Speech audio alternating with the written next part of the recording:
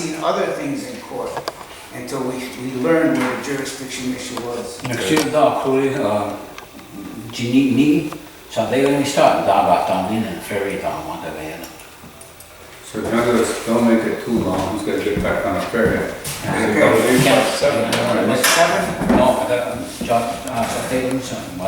No, I'm gonna be What time is brief. it close? He's the main. Oh, boss. I'm gonna leave Oh, it okay. around there to get there. Okay.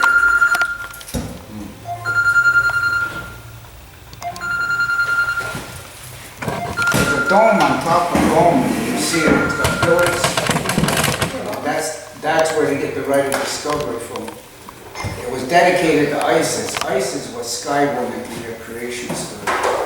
Her name was on the Kuro. In Europe, it's called the Rosetta Stone. The only two people that signed it was the sun god Ramesses and Cleopatra. Ramesses was the Ark of the Covenant of the clan brothers and chiefs. Okay? It goes all the way back to the beginning. Rome invited Cleopatra for the dedication of this temple.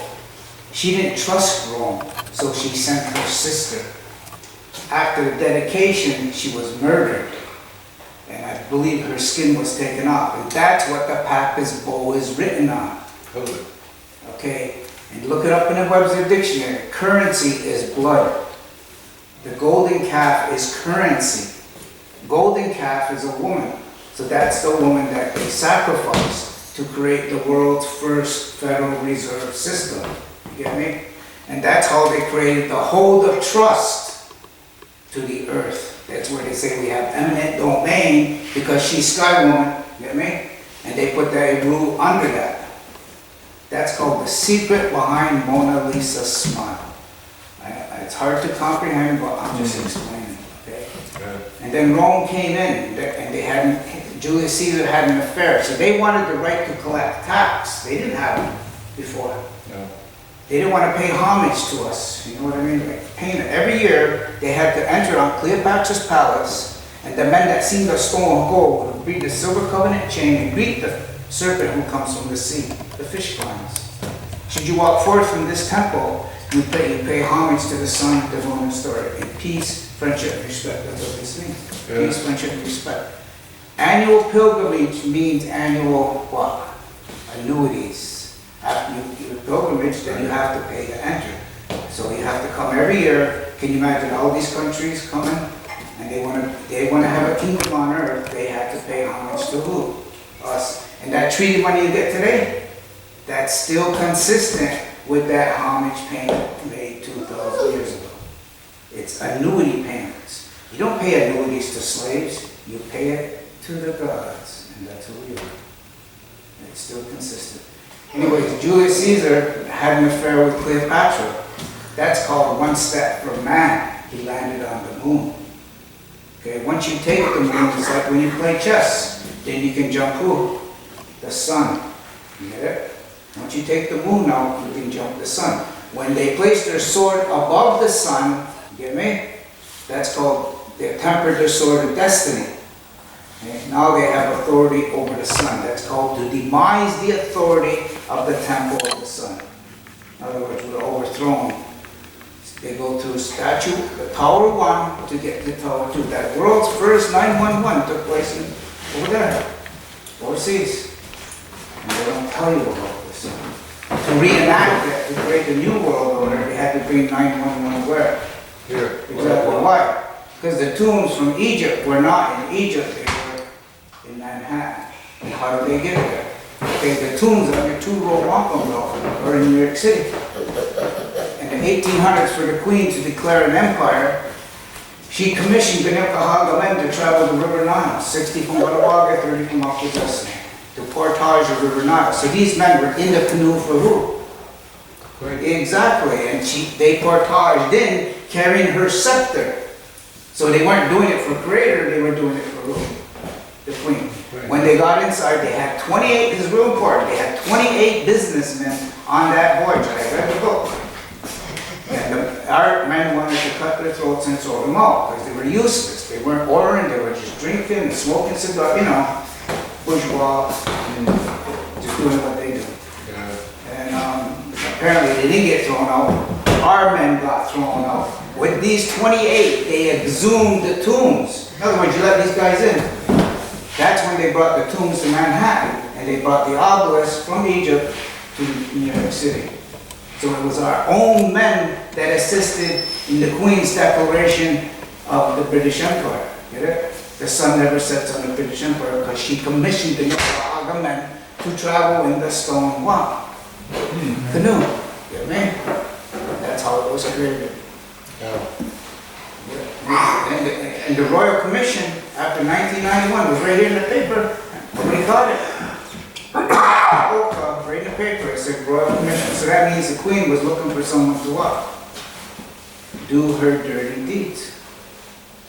See, you don't understand what a commission is. In other words, somebody want to work for me, you work for me and I'll pay you. Anyways, okay, when Moses came out of the kingdom, okay, he stole the ark, he stole the gold, and he stole all the natural resources. Now, how did he do that? He tainted the river Nile blood with his seed. Okay, again, he was having sex with one of the women inside. They take hostages. Okay, at the Temple Mount, Moses buried the ark inside. It's called the tabernacle. It's a tent. Inside the ark, that's your clan mothers and chiefs. What the two witnesses was Moses and Aaron. Then the ark disappeared for 2,000 years. Okay? So the only two witnesses, you want to hear about it, you got to listen to whose teachings? Moses and Aaron. Get me? Where's the traditional people buried? That's in the Old Testament. You get me? Now in the New Testament, they don't say Moses and Aaron, they say the two pillars. But if you follow the New Testament, you also bury the tribal ways. You get me? Grandmothers and chiefs. Yeah, exactly. Now, in the King James Bible, they don't say Moses and Aaron, they say the two pillars, which buries the tribal, us, the councils, get it? The grandmothers and chiefs, bury the ark. In the Masonic Bible, they also say the two pillars, which buries the tribal ways again. That's why I say we don't recognize you, because they're under the Old Testament, you get me? Okay. Now, in court, Bombay court, the judge has to prove he's got the rule of law to bury who? Us. Okay? And this is where he'll say, what do you got for the rule of law? He'll say Public Law 28 USC 233 and 232. Now he's standing the two law. Exactly. Written by a man whose family buried the ark 2,000 years earlier. But that's a jurisdictional question. Yes. 232, 233. Yeah. He's got to have rule of law. But as long as you recognize that rule of law that belongs to the state, it's a state one, it's not a federal one. Yeah. But as long as you recognize that, then you have to follow what comes out of it. Yeah. Whereas if you come there under the understanding that whoever's sitting there as the judge doesn't have the jurisdiction to hear those kind of cases, because it's an international process. Because what we harbor on and what we maintain for thousands and thousands of years, right, is that we are not subject to their laws, to their rules, because we have international status as a people, right? Yeah. So if you let yourself get pulled into that, then of course you have to play by their rules. But we always maintain, and we've proven it in the past couple of years lately, that they don't have that jurisdiction to hear these cases. Well, here's more proof. Okay.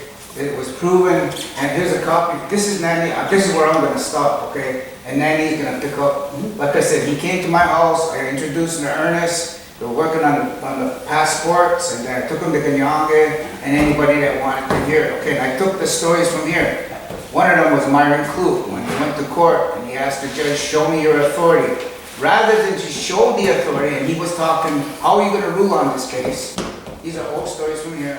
They picked up Myron and threw him out the back, the front door, because he had to answer. You get me? And he couldn't. Exactly, he couldn't answer. The same happened with us. This is a question of jurisdiction. And the next thing you know, this case never happened. Same thing with Angela. When her son was taken into court, she asked the judge, I think you were there, there was people from here there, I think it was 6 of her family, and she asked the judge, what are you using for rule of law? And he said, we're going to adjourn right now. So when they came back, they went around Angela and they went to her daughter, because she asked, she's a clan mother, and she asked a question. The court didn't want to answer her, so they went to her daughter. And nobody, I said, no, Tom, you see that? I said, yeah. I said, why'd they do that? Because they didn't want to answer her, and the answer would have to show, they don't have burden of proof, get me? See?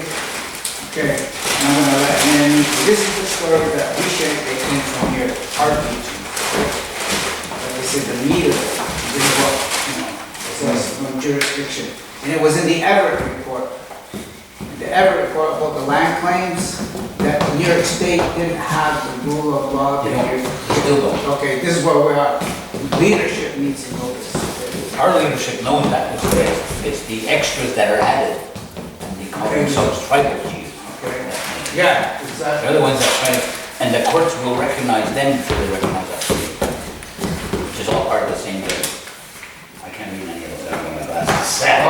Take it home. Yeah, this is a bad copy too. Here's some documents that go with it. This is all. Yeah, we're gonna have to work over there before I can see it. Same one you gave me before? No, this is when you didn't say. I got a question though for you. It's been on my mind. Oh, many months since we drove down to Mohawk together.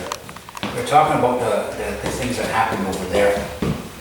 Now, up until a certain time of a certain century, they didn't even know we existed. The area known to them as Earth was all on Earth. They didn't get here till whatever time that guy got lost. And we had to save his ass, 1492. Yeah. But previous to that, they didn't know we even existed. And that's only been like, how long since they got here? 600 years? Before that, they didn't exist in their eyes. They never knew anything about us. But our stories talk about where we come from the Skywalk. And the two of them don't mix with the European stuff till after they arrived. So I'm trying to figure out where's the tie-in here. 'Cause we talked about this before, right? And it's kind of been on my mind since then. I'm trying to show you how they overthrew us. That's the story of the peacemaker. Look what they did to me over there. Okay. Yeah, that's if you follow that line. I'm trying to teach you that so you can see what they gained from overthrowing us. Okay. See, That that's where we have the difference in understanding of, Yes. of those kind of things. Because the story of him coming back with the hose and all that, I can't swallow that. I don't believe that ever took place. I think that was created not only by their people over here, that were already here, but some of our own even bought into that whole line of thinking. Only in order to try to control our people. And to me, that's a false process. Because our people are always supposed to be free, You got a copy of it? right? I mean, we talk about That's the bottom. the reason we have international stuff, the reason we have all this, is because we are a free people. We maintain that. We've never thrown it away. And even though they've taken some of our lands, we've never sold or ceded any of those lands. That title still remains with the Mohawks here for this area. We've never ceded that. That's the title you got. Yeah, Yeah. that's why there's still titles here. Yeah. So, but I'm talking about the title to the lands. We're protecting that. But that question always comes up, and so there's a divisive type of process that comes out of that when people talk about he went over there and they killed him over there and they came back here and that's based on Christianity. Yeah. And we're not based on Christianity, we're far from it. I'm trying to teach you what they got from overthrowing him. Okay, the cross, okay, is real important. If you look in the stars, you see Cygnus, the Milky Way. We say the Ganawita, that's the fork in the river. That's in the Milky Way. Then you'll see the cross. That's why when you read the Great Law, who shows up? The blue heron. And look on the cross, in the stars, it's called the X1 star. We even have a wampum belt that has that cross in there. That's where the Great Spirit enters Earth. That's the 13 Bakhtun, when Earth plane aligns with cosmic center of the galaxy. At that ceremony, we set the map. The map is what all other wampum belts sit on. You get me? White man. That white map. And that's where we set it at the 13 Bakhtun. Then we set the 3 stones. The 3 stones is on your lawgiver's belt. 3 stones is the capstone for the pyramid in Egypt. I'm not saying we're Egyptians. I'm saying we're the feathered serpent, which was over the doorways of all that. They want to sit in that chair, they got to listen to him when he's, in other words, he's carrying God's wheel, the word. He's connected to who? Great. At the mandate from that fire, which I was sent by Ernest, was to mandate from the fire, was to go out forth from this fire and enlighten the families of the world. This is what I've been doing on Facebook. I'm talking to all tribal people around the world and to go into the courts and fight with the mandate from that galactic sun. And this is what I'm saying. Okay, so I'm trying to do, and she's listening. The Mayan Empire, I talk to her, you know, like every 6 months, even more. So, and she says, we know what you're doing. Don't worry, we hear it from out there. Out of the 100 people that were sent here, Which one? you're the only one that's doing anything. So, passport? You know what I mean? I'm just trying to do what the mandate was. And I'm also teaching archaeologists. You got Robert, all these archaeologists know me. Okay, there's a guy named Andrew Collins, does a special on Cygnus, and he sent, right to your longhouse, the longhouse, he sent a Russian photographer. And I got on his Facebook and I said, Andrew, in your video, you said you gotta have a clan in the tribe, is that correct? Yes, Donald. I said, so what are you sending someone to my village on a 747? If you can't open that Stargate and send someone in, don't send them over here on an airplane. In other words, if you don't know how to use the thing, put it away. Okay, 3 days later, you had a Boston bombing, a Russian photographer. Okay, guess who the guy was they sent to the longhouse? A Russian photographer. I don't want to get carried away on that part there because we could be sitting for weeks. I want to get into this, and maybe sometime we can talk about that too. Okay. And this is where Nanny's going to take over. Okay, you got the floor. No. Yeah, greetings, Servo. Introduce myself. I come from the water clan, Torricinis, born from the Batani clan, the army people. I'm the blood clan, and also was formerly affiliated with this passport that's out of the Lakota Sioux Nation. I got a number of copies of that. That's what I came here to talk about, was this passport issue that we were having, all the same problems related to the passport issues and in relation to sovereignty. And from what I learned and how I've been pursuing to become true sovereign was that I did some of this paperwork that they call authentication, and I also got rid of a social security number.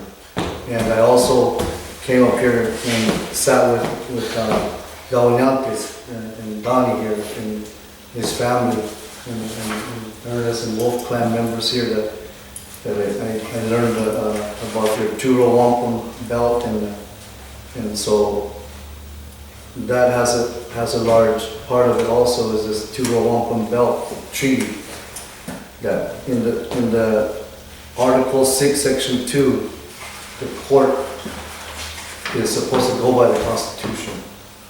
And so if you use the Constitution, you would cite the Supremacy Clause, Article 6, Section 2. Treaties are the supreme law of the land. So I also be accepted if they're understood by the people themselves. right.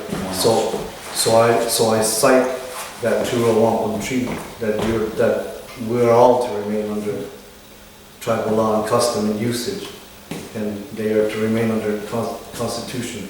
So by that, I challenge the jurisdiction. I know I don't have a social security, which is translated to a slave surveillance number. I don't have it. So if anybody has a social security number, that's the key to the government's control over them. And it states it in their manuals, on like the second, third page, right at the opening of the pamphlets. It states that this is the key to the government's control over you. And you must quit this number in order to restore your full sovereign constitutional rights. Meaning if go along with this slave surveillance number, you enter into what's called voluntary servitude, meaning you're voluntarily going along with slavery. Servitude is a nice word of slavery.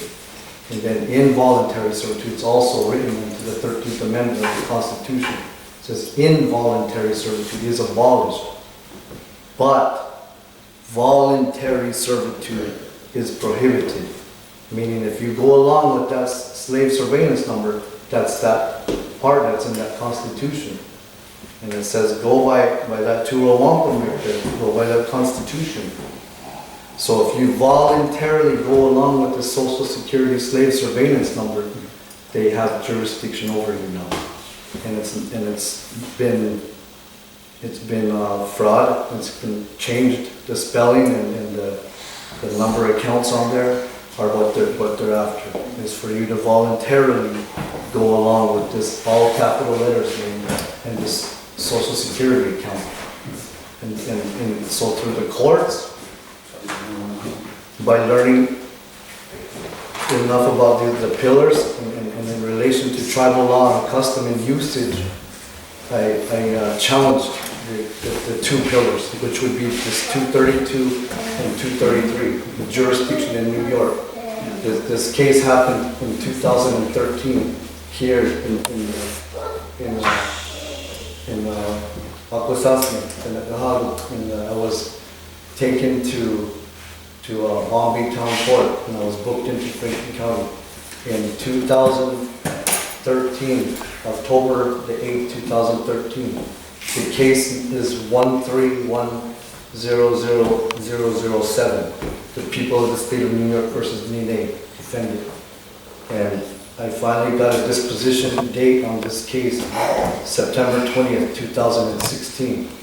And I got all charges, which were 13 charges, all dismissed for lack of jurisdiction. And I shared some of the transcripts there with you, how I challenged the jurisdiction. I speak about the Social Security number that I don't have one. I'm not under your jurisdiction. I speak about the international passport that I shared with you also. It's a diplomat passport. It means that the people of my nation, Terrance and Lakota, think of me that I know enough about this. We seek the knowledge, bring this knowledge home to our people. And so that's what I did is I came up here where I learned that these treaties were made that affect me out in the desert, out in the Nebuchadnezzar. Because Title 25, Section 232 and 233 affects the Apaches, the Navajos, the Kanet, the Lakotas, all tribes out there. Because this happens here, it affects us out there. But I challenged this because they claimed that these two pillars, these two statutes, they're called, the 232 and 233 was made in 1948. And they're saying that the clan mothers from here, 9 headmen and chiefs, signed paperwork in 1948 right here. And so I'm in court, I challenge it. Because that's how they get you in court. It says on state and on your own lands that they got the right to rule you with these black robes. And so I put it into motion, sometimes verbally, right away, and then other times I've done it just like paperwork and written it out, saying that I challenge the jurisdiction and I make a motion to dismiss for lack of jurisdiction pursuant to Title 25, 232, and 233. Is in violation of the 201 Treaty. I just want to clarify the part about the chiefs and commoners signing off on that. Yeah. Back in those days, we worked as a confederacy, we were Oh. separate. So they couldn't have just used 9, they would have to use all 50. Right. And so it means it's an illegal statement on their part. Oh. The other thing is when we talk about Social Security, that's for individual people. It doesn't encompass the whole nation. You know what I mean? It's an individual process. Each number is for the individual. Right. And how? You're right. When if you accept that, then there's a control on you. Right. And it's written in 1924 in the Citizenship Act, also known as the Snyder Act. It's written right there in that language that they said congratulations, thank you for helping us go in this war and doing what we do. And thank you. Now you can be a citizen with us. And the citizen that they tell you can be is 8 USC section 1401B. And that's in the Snyder Act and the Citizenship Act. Right, and the Confederacy, And it as says a that, whole, denied it and said, we're not having any part of that. We're not part of those wars. Any wars that our people go to, they go on their own because they're free people. But the Confederacy as a whole and the nations within declare neutrality in anybody else's wars. right, it does say that again also. It does say that in the Citizenship Act and the Snyder Act. It does say that, by that act of Congress, that they have a right to decide if you want to be under the United States corporation or if you want to be owned by under tribal clan others. The citizenship stuff was forced on us and we never accepted it. Yeah, so that's in 1924 that they did that. And 48. And then in 1948, they're saying that all the Six Nations Iroquois did this. But I'm just referring to, because I'm up here But today. just for clarity, I'm not sure, make sure everybody's on the same page. Because we did the same thing in Canada. Yeah. When they put the border through our territories, the Haudenosaunee as a whole said, because Canada's did the same thing, okay, you're all Canadians. We said, no, we're not. We can never be something that's not who we are. So they tried the same thing with the social insurance number over there. It's the same process. Yeah, SI. But we've never accepted that as a confederacy as a whole. And though, yes, those individuals do that because they have the right as free people to decide what they want to do. But there's consequences that go with that. So I also, since we're talking about Canada also, I've entered the Treaty of Canandaigua into the courts. Yep. And I've proved that it's invalid. It's never been ratified. And from my understanding, that's the foundation to Canada Corporation and the DC United States Corporation. So if it's null and void and you're going along with this stuff, Social Security program. We say, some of us have an understanding that there's only one treaty between the Haudenosaunee and everybody else. And it's that one right there. Oh, All the rest are addendums. all right. That's what I use is right there. But the That's thing one. is, our people have to be of one mind when they say that, when they use those The things. consensus, yes. Yes, we have to have that consensus. Right now, we're in the process of trying to rebuild that, and it's happening, but it's slow, it's a slow process. Right, so that's what I came to talk about, was I came talking about the passport up here. And I used that passport, and I went over the border to show the people here, the community, that passport doesn't have to be the way that they tell me it has to be. It doesn't have to have a strip, it doesn't have to have a computer chip in it. It doesn't have to have all these numbers and codes on it that it's got on it. It can be simple as what I showed you here, is a laminated with It should information. be as simple as a string of wampum. Right, and that's my identity, and my passport, it's an international passport, and it has a number. It recognized that under international treaty laws, the United States treaty laws, and also under the Vienna Convention treaty laws. And That's the one you used? that was the one I was using, yes. What did they say about it? Well, they held me up there at the station. You took your way in, Well, I checked went it out. in and they cleared it and went through and I just came back over. And they just did that just to show the people that this is what I'm doing with this. And so it's cost me a lot of false imprisonment. And there's been It's a lot of sacrifice. a lot of obstruction of justice on the United States part, because the state corporations and the sheriff's department, U.S. Marshals and everybody are not complying with the international status and even They never have. and not even the United Nations Declaration on the Rights of Indigenous Peoples. Right. It's a declaration. So they don't even want to go along with this. The United States was the last country to adopt this. Right. Yeah, Canada and then But Australia Canada also. adopted it, but only within the context of Canadian law, Right. which we Yeah.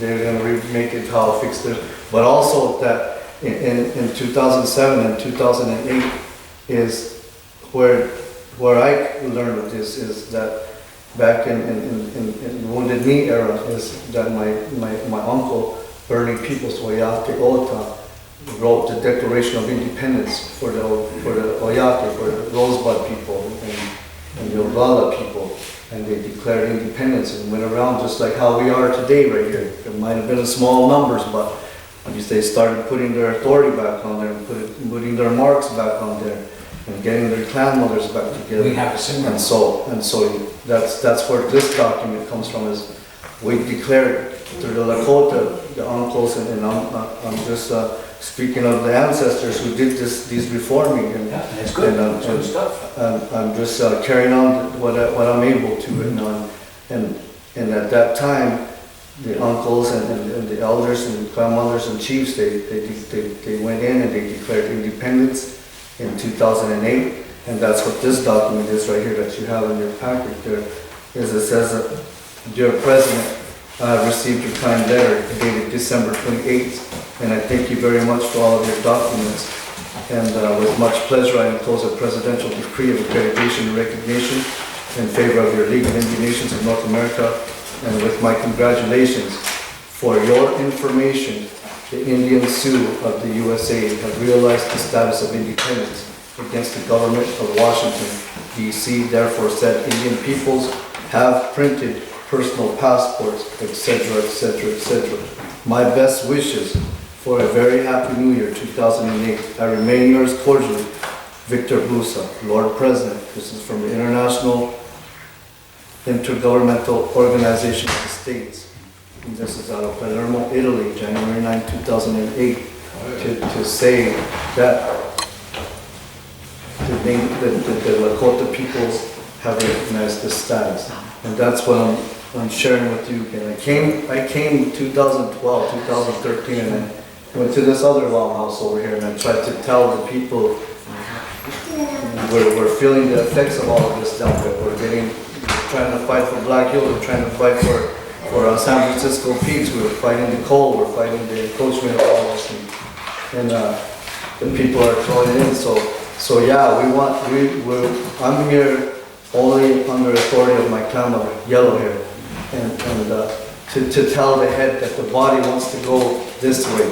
We want to head back to sovereignty, and that we brought tobacco, that we came to say that, and I had learned these things in 2012, 2013, enough that I set a precedent, meaning historical landmark case, meaning like it's in the law books, it can't be taken out. Can I just add one thing? Because we're talking about the Constitution that you guys are operating with now, we still have ours too. Oh. Ours is called the Great Law. Oh. And we still follow that today. And the large majority of people still follow those ways. So we have not accepted the Constitution of the United States or Canada's Constitution or anything like that. That's why we still operate on our own, with our own ways. And as long as they tell us, our ancestors tell us, that as long as the language is still being spoken, the songs are still being done, the smoke still rises from our longhouses, the ways and customs of our people are still practiced, this still applies. And so we still do that today. Even this little guy that's from, you don't talk English, you don't understand that stuff. He's not learning that because he's not English. He's a William showing more. And that applies to all of the things that we're kind of talking about. We share the same kind of process, but by a different process. The difficulty comes when, because our people are free people, they have the right to go and do whatever things they want to do. But there's always consequences that come with it. And what's happening now is some of our people have agreed to get a passport. And some of those passports are Canadian or American. And we even have some people that have both, with an Estonian passport and either Canadian or American passport. Right. And they come dual citizenship. Right. And then they come over here at the border and they say, "Oh, I should have my passport." But you don't need a passport to go from your front yard to your backyard. As soon as you start showing that, you're accepting that border. The port. And we don't. And we don't. To accept Admiralty American or else. But we've been spoiled over the last 100 years, and we'll look for shortcuts. We look for the easy way. Oh yeah. And it's still happening today. We're not following our own protocols.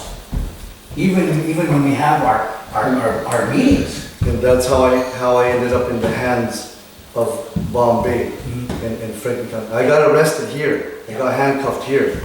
And what's that road called back there, Donnie? Crack Alley?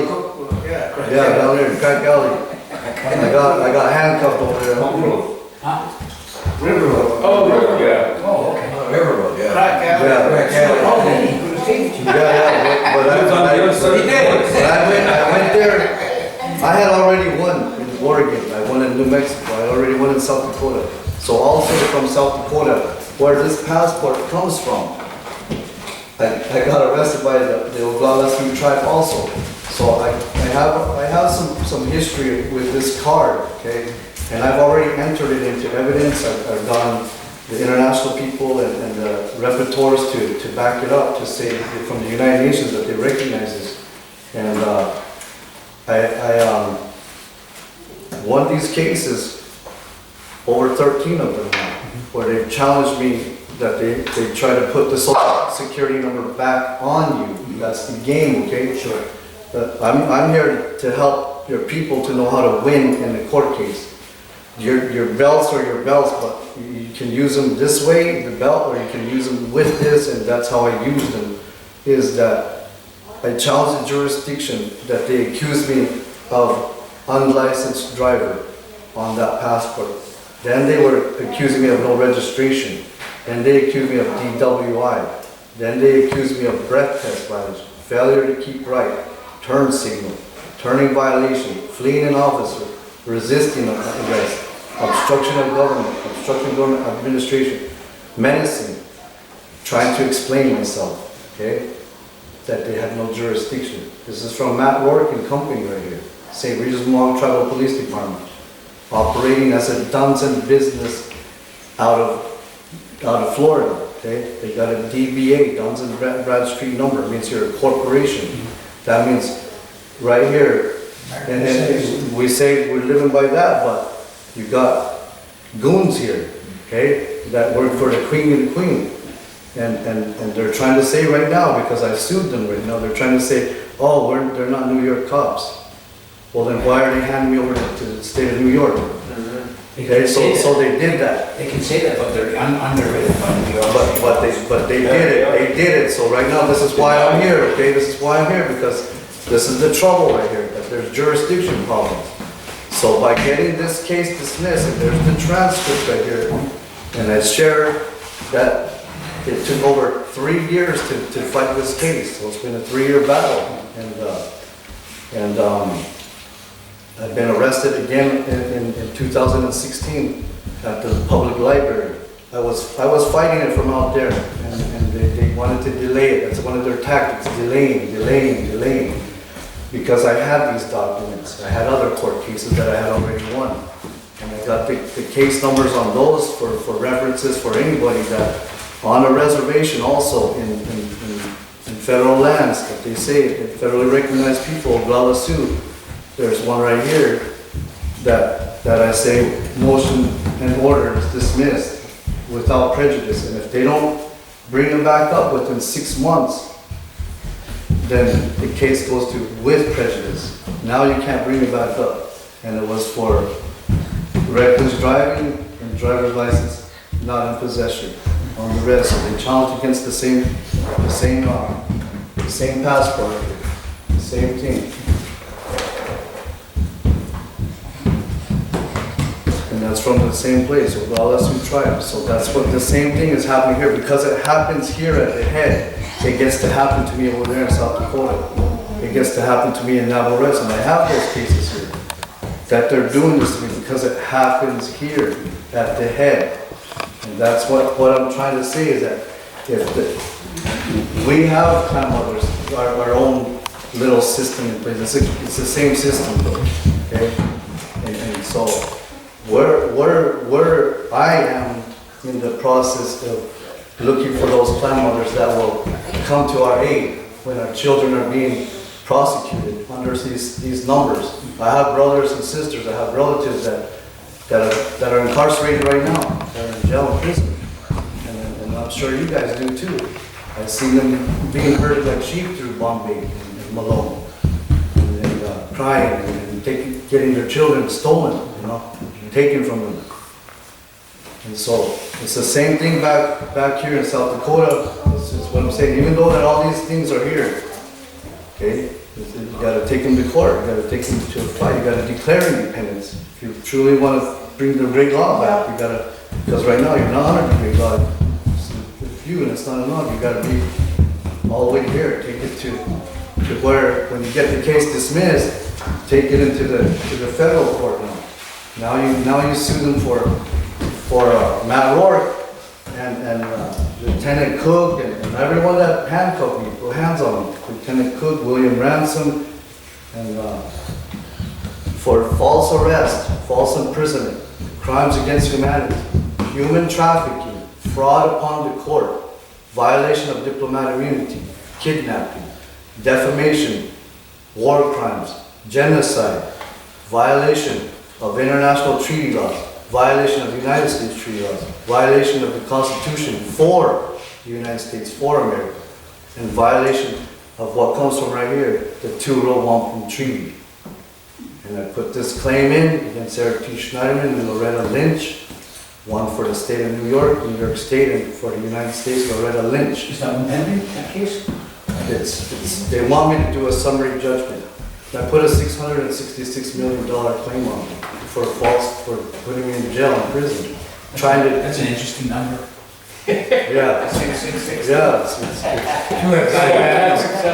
If you read the court documents, when they enter you in Bombay, right at rights, it says, in the township of Bombay. So when did we surrender to the Never township? Okay, see, that guy that wrote that can go to jail for writing a legal document in a court of law. You can only use legal documents in a court of law. We're pointing out the illegal documents that they're using. Because the funds. Canada is one, and those two statutes that they use in federal court, this is what they use, is the Treaty of Canandaigua. Because as long as nobody contests it. Exactly. No The judges say Article 9, and the district attorney will say Article 8. They're reciting their masons, and they're operating on Canandaigua outside the 13 colonies.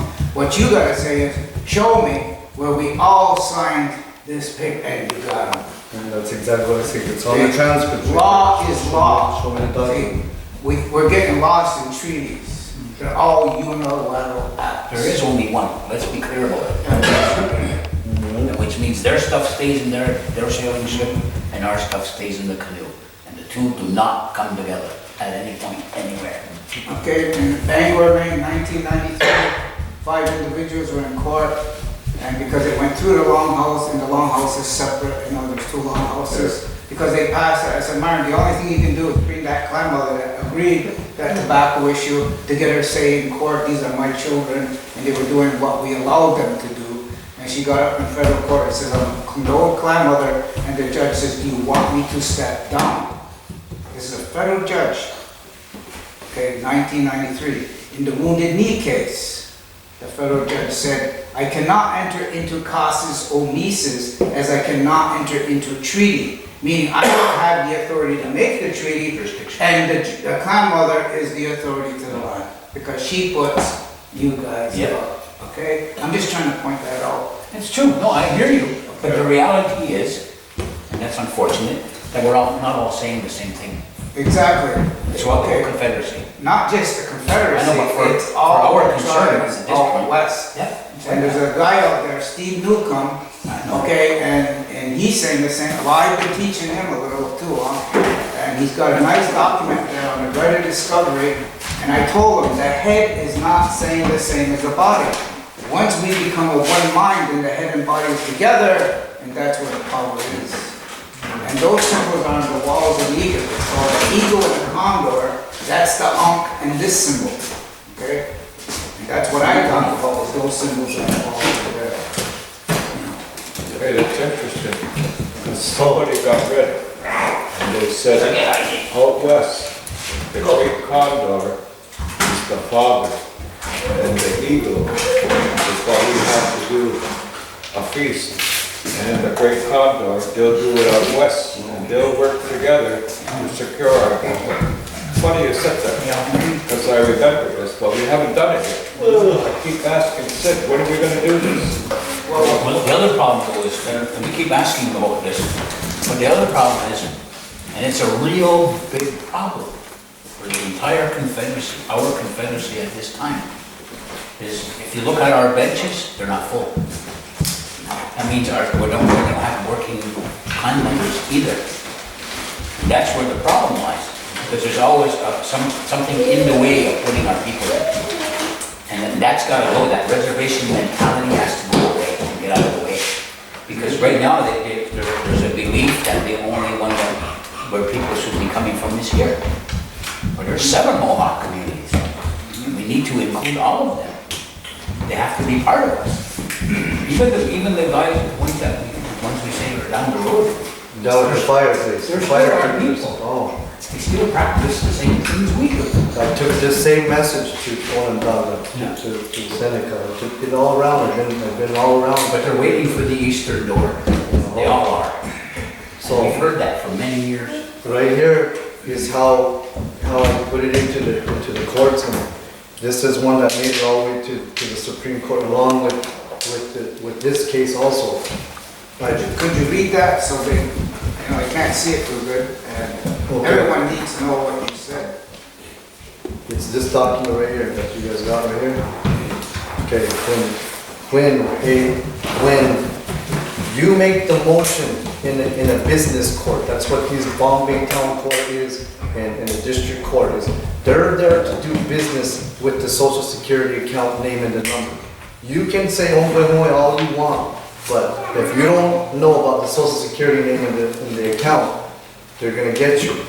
So for the community, for the people, your children, your relatives, they need to know and be informed that they have a choice to be a social security number or not, and that the council, whatever grand council, needs to inform these goons that if the people are under tribal, they need to be treated as tribal, and don't be handing them over, because this is a serious case right now. Fraud upon the court, when you're making people when you're switching their names, the spelling of their names. And that's Matt Ward and everybody down here at the tribal office, and they know this is going on. They're changing the names from when you're a little baby like that to capital letters and letting this happen. So St. Regis Mohawk Tribe, Matt Ward, captain, is in this case right here, is involved right now. Because I told him, and that's where he charged all these 13 charges, he stacked charges on me for trying to explain and arguing about it. So he stacked charges on me. That's Derek Champagne, he's talking directly to Derek Champagne.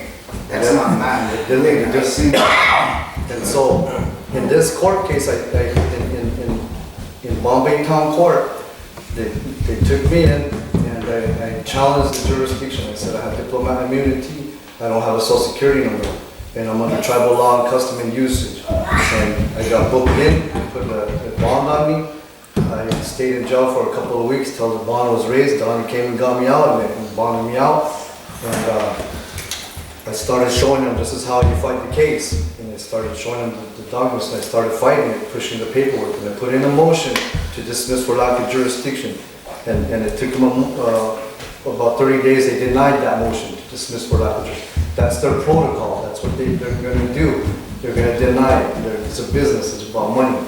They think that they got me going along with this social security thing. So they're just forcing it. So you got to keep fighting it. Sure. So then I appealed it, and I appealed it to, and it's this one right here. I appealed it to the Court of Appeals here in the state of New York. In the state of New York, and the questions presented to this court is what is the, in this case, the people of New York versus Nene, there's a question about a motion to dismiss for diplomatic immunity, meaning I don't have any social security number. I'm here on diplomatic business from my clan mother's headmen and chiefs. I informed the clan mothers here. You guys weren't here, but I met with the clan mothers here that were here, and I said I'm here, and I was understood that we were working tribal that way, and it would not be the case because they did not get to say anything. I got took into jail, and then they violate the first rule of law, sovereignty and the great law of peace, right? And so what I'm to the court, I'm presenting to the Court of Appeals and why they should grant the motion to dismiss for lack of jurisdiction. Again, I said, I have no social security number. I have a diplomat passport, international passport. I don't have a license to do any type of business. And so the court has to establish the rule of law to preside over this case, the people of the state of New York versus me. Can the state provide the burden of proof that I requested? Then that is the signed instrument, signed in 1948, okay? Where it's agreeable by law, where headmen, clamorers, and chiefs signed over their authority and gave jurisdiction to the state of New York. So that's the question I gave. I said, you guys gotta prove this to me. Bring that that means bring it to court before we go any farther. Bring it, you got, when you challenge jurisdiction, they gotta deal with it. So I'm saying, bring that to court and show me how you have jurisdiction to continue this case. You charge me for 13 charges down here. Show me where that paper is. And then for all, the answer is for all League of Indian Nations of North America and the peaceful coexistence with our great spirit to establish that Bombay court does not have the rule of law. For you guys to get along in peaceful existence, I'm showing that they don't have no law. They don't have nothing. So you guys got to return back to tribal law and custom, and Matt Workman got to go change their clothes, or do something. I don't know how they're going to keep it going. And by law, it's set again. It's a precedent case here in New York. It went to the state of New York, Eric T. Schneiderman, and then kicked it out again. They kicked it out again. And now they want to put a warrant out for me because I didn't show up for a court date. So they put a warrant out for me again and brought me in on July 2016 when I was still fighting the court. I came up here to take care of it. And I helped one of your other members here to fight a sovereignty case also. And so I ended up, because I missed the court date, and I know this is just a business court, I went to the next court higher again. And that's called the Supreme Court. And I filed a claim against, and a mandate order in the Supreme Court against the St. Regis Mohawk Tribal Police and the St. Regis Mohawk Tribe, Inc., doing business as that number, 797-816-647. That means that they're not under the grade law. That means that they're corporate. And I'm saying in my counter complaint is what it's called, counter complaint, that I'm saying that I know what you're doing, and I'm mandating you, I'm ordering you to dismiss the charges against this account, the Social Security account. So that from here, they kicked it back down to Malone Court. Now they don't want me to go to Bombay Town Court. Now I gotta go to Malone Court. It's the game they like. And now I'm at Malone Court, knowing that these are all filed, all this is all filed, all these motions. The chief judge is there now. That means they're chief. Chief, well, name's Richards. Yeah, okay. And that's over Maine and all them too. So, and there's the transcript right there now, how I'm talking to them. They're trying to say, you have a warrant out of New Mexico. We're going to extradite you out of here. You gotta do this, you gotta do this. It's all evidence right now on the transcript of what this judge was saying and everybody was saying. And they said, have you guys got that proof yet? Have you guys brought it to the court yet? Where's that proof that I asked for? Where's that burden of proof I put on the state for that 232, 233? Where is it? We're still there. Where is it? they don't want to give it up. So they set another court date. And that one, I'm in court again, in chains, no bond, nothing. I'm fighting the jurisdiction all the way. Now this is in September 2016, and he dismissed the case for lack of jurisdiction with prejudice. It was all unwritten, all transcribed. So that's what I came to share with you all, that I won in this case right here. The state of New York, people of the state of New York versus me name, case number 1310007. I fought it with no social security number, and I used an international passport. with no barcodes on it, with no chips in it, no codes on it, just a plain, simple laminated card like this that I had. And the tribal police, because they became incorporated, they do not want to recognize this. And they handed me over to Franklin County, Bombay Town Court, and the case is dismissed 3 years later for lack of jurisdiction with prejudice. So you can use that same thing as precedence Right. in your present court case against the tribal police. Right.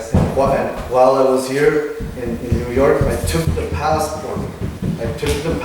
Like this to the Supreme Court in Albany. And I got the court clerk there to say that that's me right here in my face, and that I'm gonna sign it, I'm gonna autograph it. I'm gonna autograph this document right here in front of the Supreme Court and their notary, and I'm gonna get this authenticated. That means it's good to go outside of the 13 colonies, the UK, now 12, but it means it's good for all countries around the world. This document right here is what I'm going for. It's called authenticated document. So the Supreme Court verifies this, says that that's me, and that it's a diplomat passport, driver rights, hunting, fishing, all the above, restored, no restrictions. And it has a diplomat number that's recognized from the United Nations and the United States and international treaty laws. So I put this together here with it, and I attached this to the Supreme Court document. And I did it all in one day there on the court date. And I said, here, so I trumped this Bombay Town Court, I trumped the Malone Town Court. I went to the Supreme Court and filed a counter complaint, okay? And I knew that all of these things were in there, so all the way to the counter complaint, they never proved that there was any jurisdiction, okay? And the last final thing that I did was going over and filing the counter complaint. That was the last, so I had to do like 3 major things to them to get them to drop it. And they finally dismissed the case for lack of jurisdiction. Then I went on, I was transported 5 days across the Turtle Island back to Albuquerque, New Mexico. And then I fought the case there again, and I won the case there also. And it was also in a 3-day jury trial. And I did the case myself. So that's also one thing that I want to talk about is that when you are a live, living man, women, or children, you have rights. When you are a male or a female or something, you're talking about animals. That's an animal term. We're talking about 4-legged. And so they change all these wordings on you. And the Bar Association, somebody that they hand you over to, they call it the British Accredited Registry. And it's the Bar Association is and they also have the American Bar Association, but they're all lawyers. Judges are lawyers also. They might say that they're not active right now, but they are what you would call a foreign agent, and they work for a foreign principal. Just by the title itself, Bar British Accredited Registry means British. Why British? And the British are in contract with Vatican in London and here in DC. So They all pledge allegiance to the Constitution of the United States of America. right, and that's the wrong one. So the real, do you know what the real one is?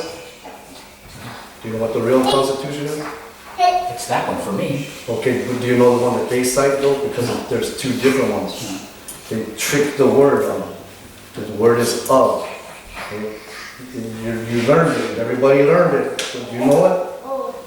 But we've been taught that it's the Constitution of. Okay? It's really the Constitution for. Constitution for the United States of America. And it's written that way. There's 2 different ones.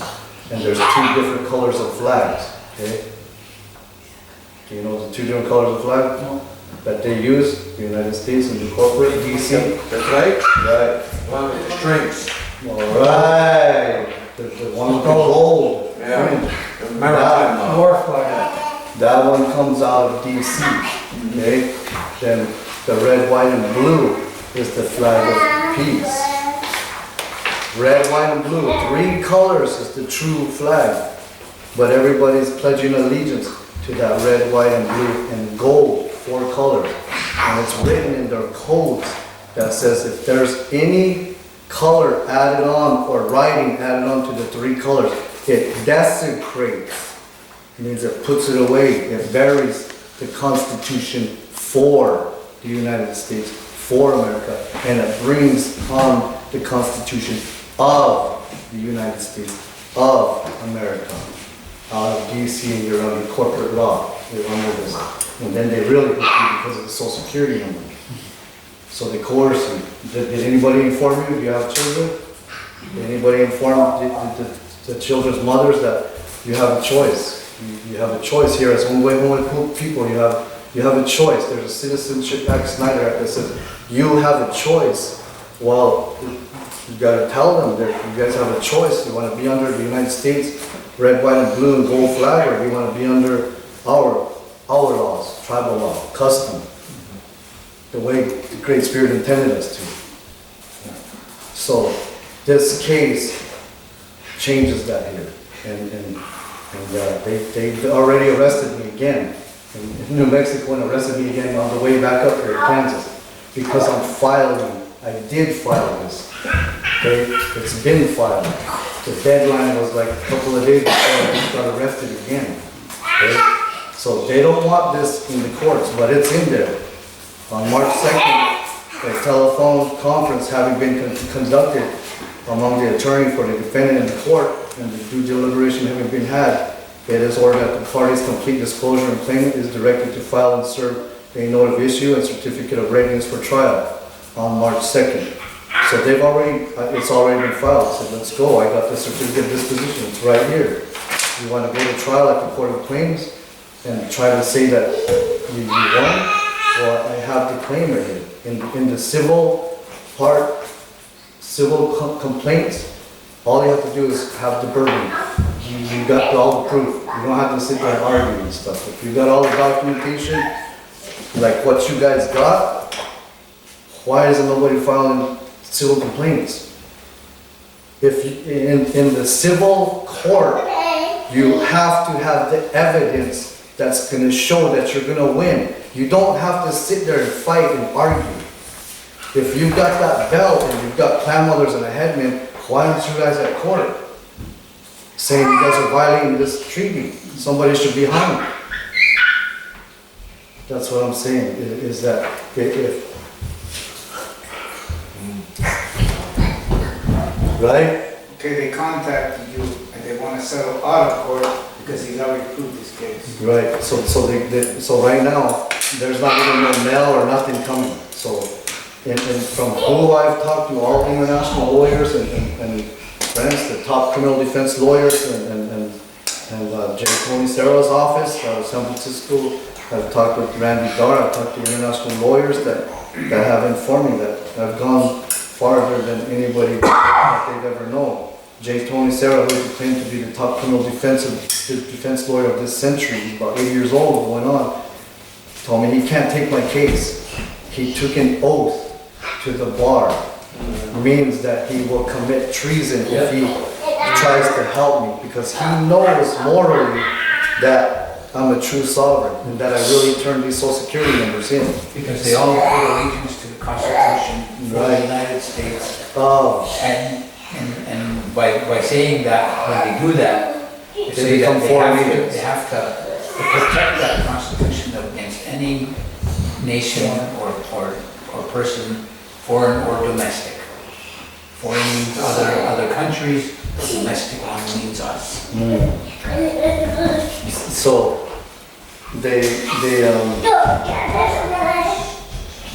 I would say use Article 6 or use the true Constitution. You got to bring that. So that's what I'm trying to share with you. If you get it to the people that they can talk that way. I'm just showing an example of how I talk in court and show them how you got to present in court. You can't just go in there and say, "Oh, I'm sovereign." That's not going to work. You can't say, "Oh, I'm not a Social Security today." You gotta really.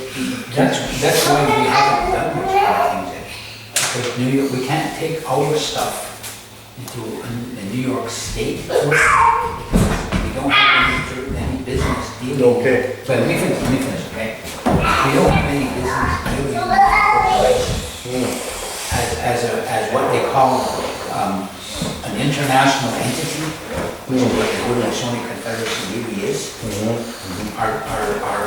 Our discussions have to take place at the highest possible level. And a municipal court or a state court don't have the jurisdiction to hear anything that we have to, as far as our dealings go. And they can't. But they will do it for individuals, such as the case with you. But as nations and as a whole confederacy, we have to operate higher than state. That's what I'm saying, yeah, that's where I'm heading.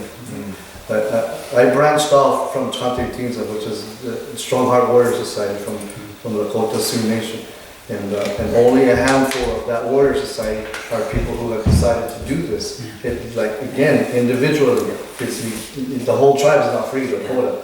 But paperwork does say that they can be free right now, and that there's paperwork that Russell Means and the clan mothers and the headmen, they drew up that said that they withdraw from them in particular, that they withdraw from all unilateral acts and agreements and contracts with the United States Corporation. And that's how I got that document here.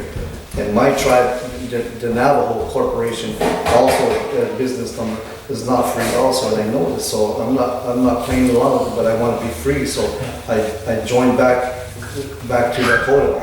And somewhere in my history we have some Lakota blood, and yellow hair comes also there. And so I joined back up there, but I got it since 2012, this passport, and it's cost me also like a lot of sacrifice. And so this is what I'm sharing with you. It did cost me, and I did do some jail time. I was never for the money in this. I just did that number, 666 million, whatever,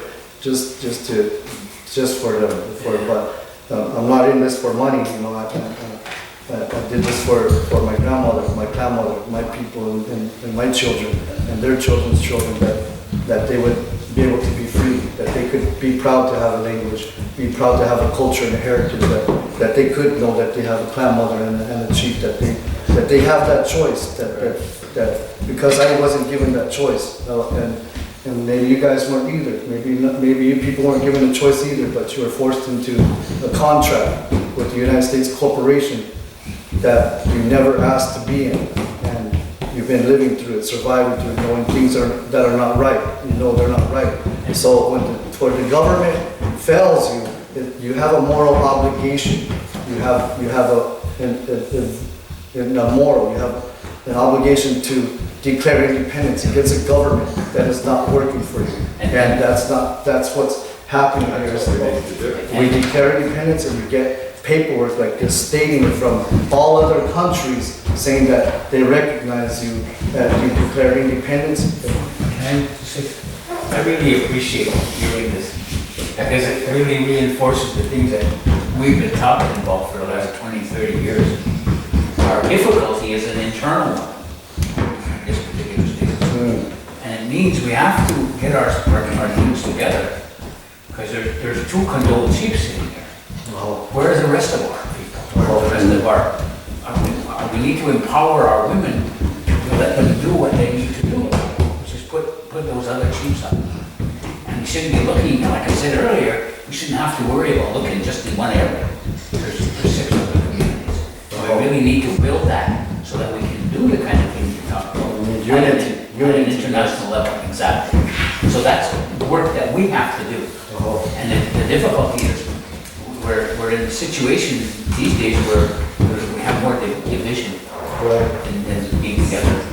We're seem to be focusing on irrelevant things that are minor and gossip and all this other kind of crap. Everybody's distracted, yeah. And we should be focusing as chiefs and grandmothers and faith keepers as what is good for all of our nation and 7 generations still coming. We have to think about those little ones that are running around here, but there's more that are still coming, whose faces haven't even come out yet.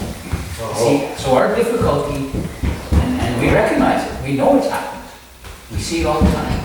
And we have to fill our benches. Make sure that our women are doing what Creator wanted them to do. And we gotta let them. That's the problem. We have certain people that don't want them to do anything. So we need to take care of that, and we're going to. We have to. So I really appreciate what you're doing because it shows as an individual, you don't have to have 20, 30, 40 people. You can do a lot of those things on your own. Right. And For us as the leadership for our nation, we have to be careful where we take certain issues to court at what level. Because if we lose in a municipal court, can you imagine the ramifications? So that's what they kind of did with me. I didn't ask for this thing, but I didn't want to be a social security number. But by learning this and going through jail, and being incarcerated over and over, false imprisonment and prisoner of war over and over, I learned these things. And all I was doing was trying to learn about it. I learned the hard way, fortunately not. Well, I thank you. Thank you for that. And I'm glad I'm able to share it with you, and I thank Don Nates for sharing his knowledge of the stars and the connection to the home, to show me this belt and share the significance of it. And I do recognize it as a first and only treaty and it does it. And so I say to the Akwesahsne, to the people, but in the Shawnee, that we feel the effects of what happens here at the head, that we're being ruled out in the desert. We don't have green grass, we don't have running water out there. We're hungry too, and we want to be able to be unincorporated people. We want to be able to work with people and trade and barter like we used to again. But that's the message from my clan, to come and share this knowledge and to give that message that we're hungry, and that our children are hungry also. We want to make sure that we're all heading the same direction, and that we choose to still remain free. And that's it. It's just the same as here, a handful of people, just like here also. I have Russell Begay and Jonathan Nez running around over there and selling out the rights of my people also, all day incorporating and bringing in casinos. The Latin word for casino is chaos. That's what casino is, chaos. So you have some chaos here, you have some businesses here that are not too good. So when you allow alcohol here, they try to allow it out there on the list. I came off the front line in Pine Ridge a couple of years ago where they were trying to legalize alcohol on the reservation, legalize it through the casinos on the Navajo reservation. So whatever is happening up here and down to Onondaga and the Iroquois Nation, it affects us down there. And so that's why I came up here, not to get involved in this, but to come learn. And I ended up learning this way, hands-on, going to it. And I didn't know that it had never been done to this extent level. But I'm glad to be here, and I thank you for inviting me and listening to me. Yes. I thank you. It's important for us to hear the difficulties that our sister nations have to go through. We realize a lot of that is because of things that happen here at the eastern border. Right, they use those cases against us over there. Whatever you guys lose over here, they use those cases against us out there. Which is all the more reasons why we need to make sure that Confederacy is strong again as a whole. So that's the main message, yeah. But all the cases that you lose over here in the east, they use them against us in the west. I just want to clarify, we haven't lost any. Okay. Individuals. Right, individual. The nation has. That's why we're still here. And so that's my words to share with the people, and I have some information to share with anybody. Like also I want to bring one more thing up, is that when you got police doing this to you, Matt Rourke and Lieutenant Cook and say even the agency president are mistreating you, and you got a lawyer or a district attorney and a judge, and you're trying to tell them you're you're under the two-row. You don't want to participate in this court because they don't have jurisdiction, and they try to bulldog you, they force you into the court. They say, no, we got subject matter jurisdiction, that's what they say. We got subject matter jurisdiction. That's the social security name and the number. They got subject matter jurisdiction. It happened over here. It happened in this area, that's what they mean. But when they do that to you, you want to file this, what's called a federal United States criminal complaint, okay? You want to file this. You can file this against somebody for violating your sovereignty, your rights, okay? Not privileges as a citizen, but rights. As Native people, we want rights, we don't want citizenship. But yeah, you do got a choice. You do got a choice to be a citizen or not. And so this document says, if they're not honoring your due process, your laws, because remember, there's a supremacy clause that says treaties are supreme law, you're supposed to be on a tribal law code. If they violate that and you're in their courtroom and you're trying to say these things, somebody out here needs to get this document and file it on those people's behalf for them, as a headman, as a clan mother, as a mother. Somebody get the document, file into the federal court, and say that these people here, Bombay and Matt Rourke, and then get what I just told you, are committing fraud. They're gonna activate this account.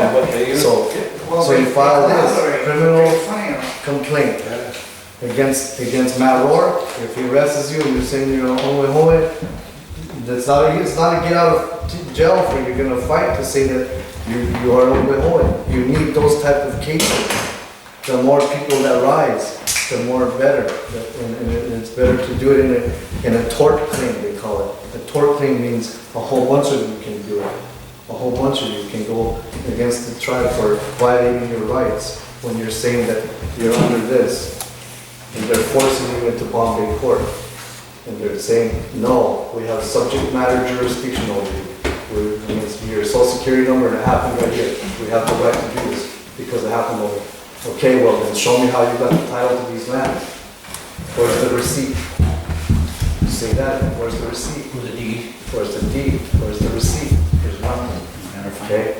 You can say a lot of things. You can put all that on there. There's no receipt. There's no deed to land that they're claiming that they have jurisdiction on. You can prove it through the treaties. But what really enforces this would be a clan mother, to show clan mothers and headmen and chiefs to start using their authority again. So this would be like what's called an injunction. You would be stepping in on behalf of your tribal member, your child, and you'll say,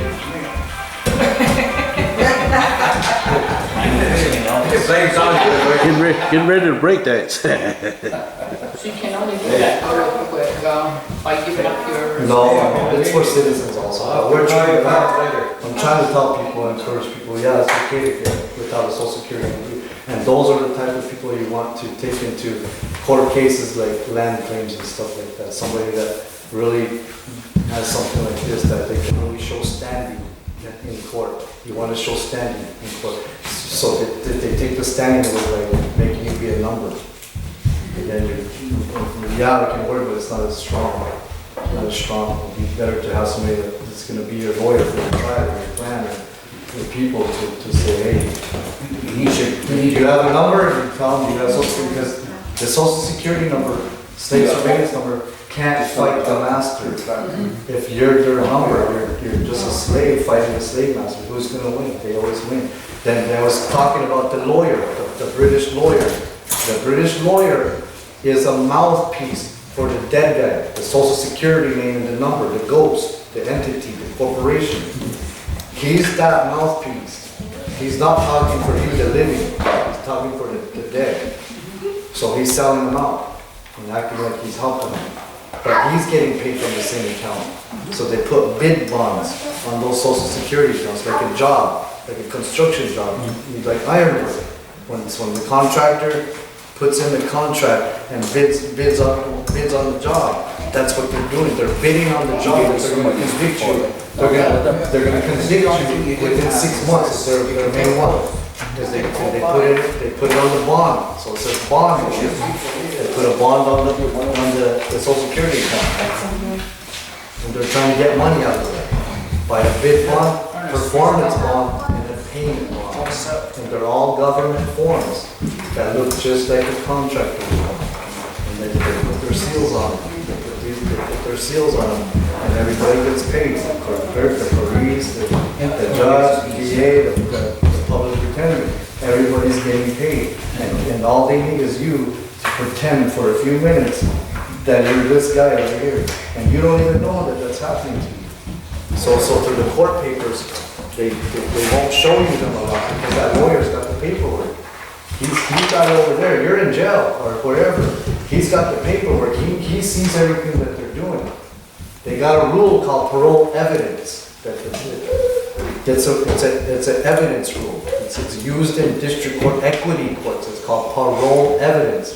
So if you have a British lawyer who is a foreign agent working for a foreign principal, meaning that he works for Britain, Rome, and London, and BEC for a foreign principal, and he's supposed to take an oath to the United States Constitution for the United States, for America, but he's working for the red, white, and blue, and gold. That's called treason. So when you got them in the court, you can really get them for treason, okay?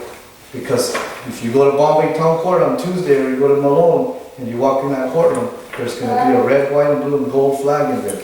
And all them people in there took an oath to the red, white, and blue. 3 colors. So did these guys right here in St. Regis Mohawk Tribal Building. They have to take oaths to be foreign agents. Those are foreign agents right there. I already did research on them. One worked for the CIA all the way out there in other countries. Okay? They're foreign agents, keeping an eye on them there. We have them too, we know. So There are people in our own midst internal. that are here to make sure that there's a continuation of it. So that's what I'm saying is that in the courtroom, you're dealing with foreign agents that are in violation of international treaty laws. It's the same thing as I have written here. You guys are in the same situation. Now somebody from here, some of the people got to get a delegation together. It's called a tribunal. Get a tribunal together and address that matter. And again, it's just me, one person doing this stuff. Nobody's forcing me to do it. I had to do it. I had to fight my way out of it. And nobody's going to bail me out. One time $146,000 bond. One time $76,000. They put a lot on it. One time no bond. Okay, so I hope somebody will use the cases, and I hope they. As soon as we can get our stuff together, my friend, we're out. So right now you got a case from the west that you can use over here in the east. And then you got one here from the east that you can use here in the east. Both from me. All of the cases that I did. I have 13 of them that I won. And you can do more further research. This is the one in New Mexico. You file tort claims at the risk management division. All this Because they're all taking a risk that they could get busted. There's liability. There's a liability. You guys know what that is, right? Liability insurance. Okay, they have the same thing. All these big corporations have a risk management liability division. When they're throwing you in jail, you go to the risk management of the state. And that's where you file a tort claim against them. You file tort claims against risk management division of the state of New York State. And you say, they're doing these things. And all of you people who are interested in changing this, you file a tort claim for violating your rights, your human rights, your civil rights. That's what I did right here. I just wanted to say y'all for coming.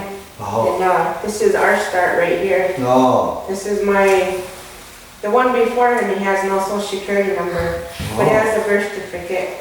This one never registered his birth and he don't have a social security number. Oh, So I was ready to give up because everybody's like, how can you do that to your kids? They're not gonna have anything.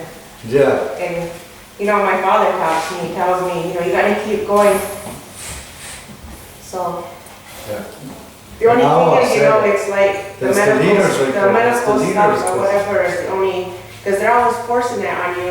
You gotta get them social security cards, go to the tribe, you have to enroll at the tribe. And I was like, I don't have to do that, but I am under the Mohawk Nation. But that's the leader right there, because he won't be restricted like a slave. Well, Those are the leaders. he gave me a little more motivation to keep going. These are the leaders, yeah, they're the leaders. When the mine is They free. don't- They're not restrained like I am. I'm not restrained right now. When the Except mine by is my free. grandmother. And my grandmother told me to go do these things. When the mine- I'll call her and go and find the information, knowledge, bring it back to the people. That's what I'm doing, is that, what they told me. So under that, he's under your rule. You're his only authority. Well, that's what I wanted from him. I said I wanted him to be ours and not belong to anybody. So, And then one more thing, sorry, if there is a birth certificate that's a part of the social security contract, okay? So you wanna get that birth certificate, okay? You well, wanna they were born in Canada too. Okay, so you want to do both, it's dual citizenship, but you want to get the birth certificate and you want to do this, same thing what I did. And this means that you own it, the birth certificate. Because right now, if there's a birth certificate, they own it right now. And there's 600,000, 600 something on that, that's what they open it with. And they start insuring, putting money into to the social security accounts. Okay, and they'll be trying to get it out when he turns 7 years old. That's the game. At 7 years old, it accrues. So they could do that without me even With the knowing? birth certificate, it still has, you want to get this paper, because this means that I own it and it's me. So, You want to a take it. nation birth certificate too, same Yeah, thing? you want to take all your Talking stuff. about the birth certificate from our nation. Yeah. That's all he's got. He doesn't have one from the United States or Canada. It's up to you. It's up to you. If you want to be with soul mother, you know what I'm saying about him? Yeah, and that's what you would do. Right now, I'm the sole owner of everything that we America, it belongs to all Americans. Oh, Yeah. but me, I did it individually, and I just took it upon myself, even though I have paperwork, there's one for information, the Napiquea, have recognized independence. And some of the Wow people have this paperwork that says that they declared independence, that they recognize their independence. And we turned them in, got them out of Italy, got them out of Vatican, got them out of the tribe, got them out of the church, got them out of all IRS, Social Security administrations to get it out. So you're way ahead. So what do you do for medical? Medical, I try not to get sick, but I still, but you know what? But you know what? Yeah, No, I know. I still go to the hospital, any Indian hospital, any white man's hospital, I still go in. And I still force them to pay. When they ask me for social security numbers and all that, I don't have them, and they know it. Any place that asks us for a social security number is scamming, okay? Any application, and I can prove it right here. Any application that's administered from even a government agency, okay? This is important because this has to deal with him right here, that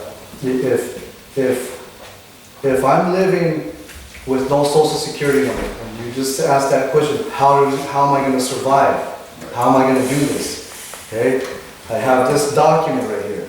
It's from the state of New Mexico, Taxation and Revenue Department. That means the IRS, that means the tax office, okay? And I went to 2 offices in New Mexico. And I just copied this onto here, but it was 2 separate pages. But on the application right here, for business tax identification number, okay? Like what these guys have here, but I'm not registering with Duns and Bradstreet or nothing, okay?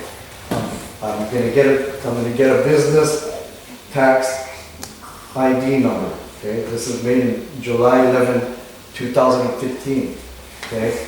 And my name is spelled in small letters, and it asks for a DBA, doing business as what? Am I gonna be a capital letters, name of something? No, it's blank. It's only me name. Okay, am I gonna put a federal ID number? No, even though Donnie suggested I should go get one. No, I didn't get one. And then my phone number and everything else. Where the business is in the Four Corners area, Southwest Albuquerque, New Mexico, Utah, Colorado, and Utah. And what kind of business am I gonna be doing? Quarterly, monthly, semi-annual? I just want to put other, I just put seasonal, open.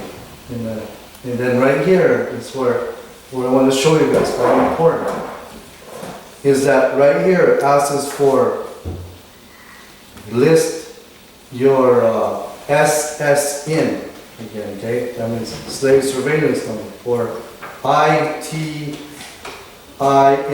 or PS, whatever that is, okay, H. And then that means put your social security number right there, okay? I put it in real bold letters for them. I even circled it a lot of times for them on this application. 0000000, okay? Bold letters, I put it there for them, okay? And then I said, this is my name, my address, I put everything truthfully,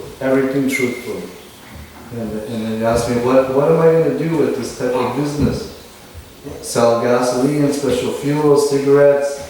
Will this business sell tobacco products?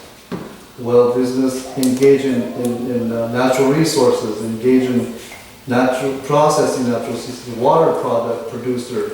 Will business be engaged in gambling activities? Okay. Well, I'm over there checking everything out because I'm finding the way. Just as the way the question gets racist as hell. So right here, I marked yes on everything, okay?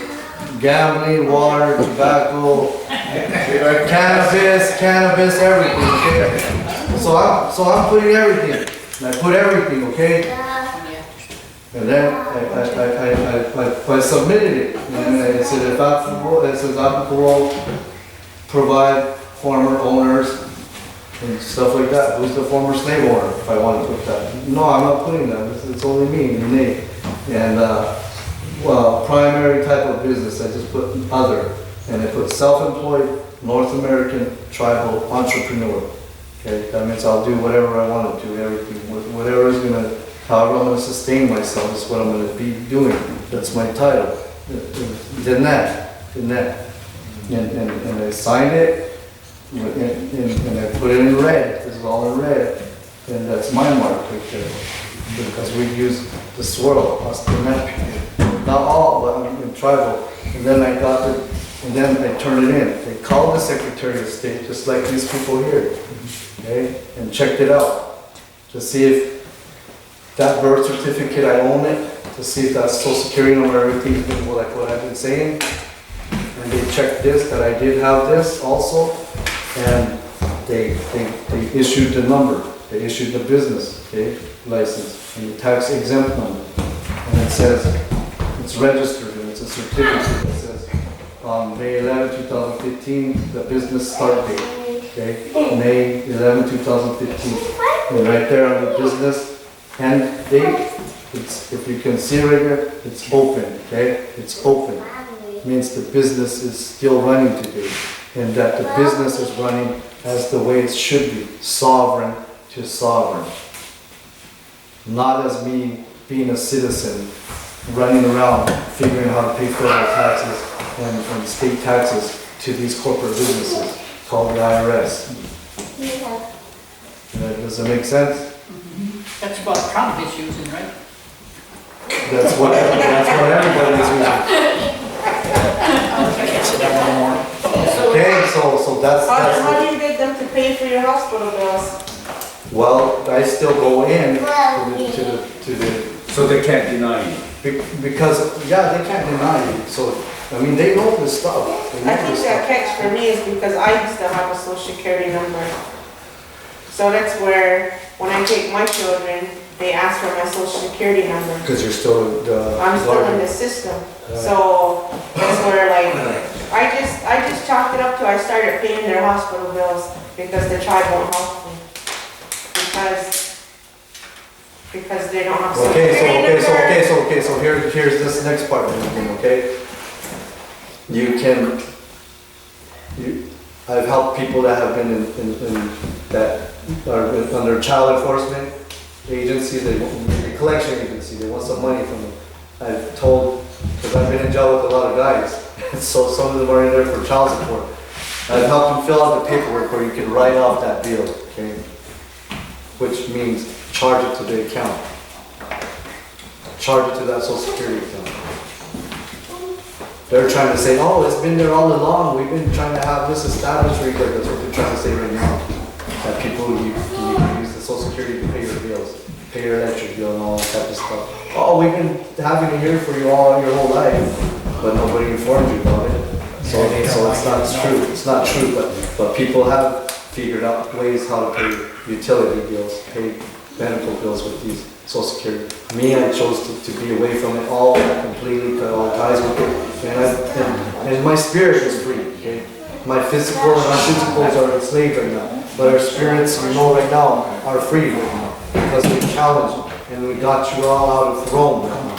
And there's court cases that says 232, 233 from Rome, those are Rome, saying, because Monday, Tuesday, Wednesday, all that's Rome. January, February, March, all that's Rome. The Constellation, Orion, that's all Rome. Everything is Roman. Even the courts are Roman, okay? The courts are Roman. So I challenged the Roman law called Corpus Juris Secundum, and we brought back casus omnisus and put this back on top of the turtle, like Terry Turtle right there. And he's gonna carry it on. And be upstanding and have it uphold his moral obligation to stand up for the true great law and help all the people, all the little ones. That's your leader right there. Those are your leaders. We're always first jurisdiction. First jurisdiction. Your first jurisdiction over that child. No one else is safe.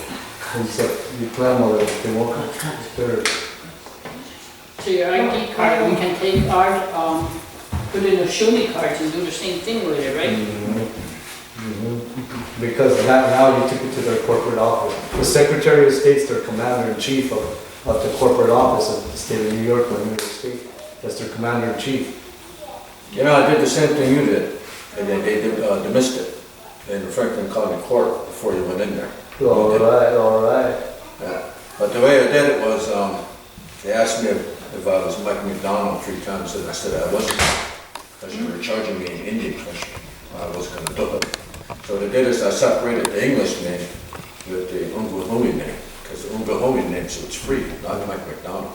Mike McDonald's a Scottish Hebrew. That's the way I did it. So, you know, even though I have Social Security, it doesn't have my name, so I make a big deal to people. You know, let them know, don't put your Indian or your clan on any Social Security or even a birth certificate of any type, because what you do is you take it out of that ship, take it out of that canoe, put it into the ship. That's my approach. That's how I did it, by following that. Have you filed some complaints? Civil? I never filed any complaints on it, but there were 7 questions they needed to prove to me. One of them was sovereignty. I needed them to prove it to me. Oh. And because they couldn't prove it, and it was the tribe taking me to court, basically, along with the state and county, and they dismissed it because they couldn't prove it. There were 7 questions. But that's another part of it. Once you win the case, where to get him into change things, you gotta hurt him in the pocket. I know. That's what I've seen now. I've been letting him get back up. I haven't hurt him in the pockets. I haven't hurt him with what they love, the money. I haven't hurt him, but I went after this time. But you can do this anytime. Anybody can do this, file this complaint right here, anytime, because that's what they're doing to you. You want the tribe to help you, and they don't want to help you. When they start getting these, I bet you they're going to start helping you. Okay? They're going to start helping you once they start getting these. But if you just sit there and you don't do anything, that tribal agency building is putting it in their pockets, and they're not helping the people. So if If you don't like the way they're treating you, mistreatment, and depriving you of your rights, it's called depriving you of your rights, okay? By holding you under coercion to a corporation, and they're not fully informing you. That's a violation and depriving you of your rights. So you have a right to put this in violation of due process. They're not informing you. Nobody's informing the people here that they're doing this. So they're a conspirator to it. They're in conspiracy with Como and everybody else to let this happen here, when it's already been mandated from the Great Council that this has to change. It has to change back. Thanks, Dominic. Thank you for listening. Thank you for coming. Now,